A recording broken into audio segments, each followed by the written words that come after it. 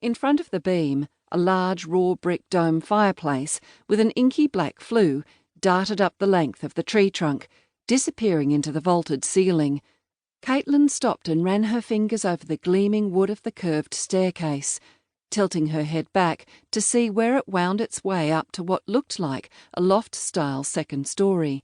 The house was so far removed from the small suburban townhouse she and Eli rented, it seemed impossible to believe someone could afford to leave such an impressive house sitting empty.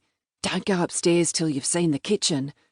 Jace disappeared through an archway, leaving her and Eli alone in the sitting room. For a moment there was silence, bar the sounds of cupboards opening and closing in the other room. Caitlin wanted to get excited about the prospect of spending the weekend in such a stunning home. She wanted her husband to get excited with her. "I didn't know your brother had rich friends," was all she could think to say.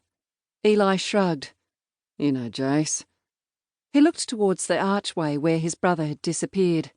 "Everyone loves him." Eli and Jace had an on-again, off-again relationship. Sometimes they seemed close, but in many ways Eli treated Jace like a kid, even though he was 28. "What do you mean, everyone loves him? You sound pissed off." "Nothing." Eli took hold of her arm just above the elbow. "Come on, let's go and check out the rest of the house." Caitlin hesitated. The windows, set high up in the stone walls, cast zigzags of golden light that didn't quite reach Eli's face, leaving his expression shadowed and unreadable. "Come on." His voice flat again. "Don't you want to see how the other half live?" Caitlin let herself be pulled towards the kitchen, unsure of what she'd thought she heard in her husband's voice. They were here now, the three of them together for the weekend, and she was determined to make it a time to remember. After exploring the house, the oohing and ahhing wound down. As Jace and Eli carried in the rest of their stuff, Caitlin busied herself transferring the contents of the cooler into the fridge. Apart from a few bottles of water, the shelves were empty. Once more, she found herself wondering why someone would need an enormous double fridge in a holiday house. When you're loaded, why doesn't matter? She thought with a touch of bitterness. The feeling reminded her of her mother, and she immediately pushed it away. She bent and stacked the beers along the top shelf, then stashed the burgers and buns on the rack underneath. Finally, she dropped the salad into the crisper. With plans to drive into Mandurah for lunch the following day, the only other supplies they'd brought were a few packets of chips and some apples. When the cooler was empty, she stood up and swung the fridge door closed. "Want to go for a swim?" Jace stood in the archway, shirtless and wearing a pair of faded red board shorts hanging low on his hips. His upper body was tanned and muscular from years of working outside. The shock of seeing him appear out of nowhere made her heart skitter. "Jesus, you scared the crap out of me." Caitlin took a step backwards and kicked the cooler, sending it skidding across the kitchen floor. "Don't creep up on me like that."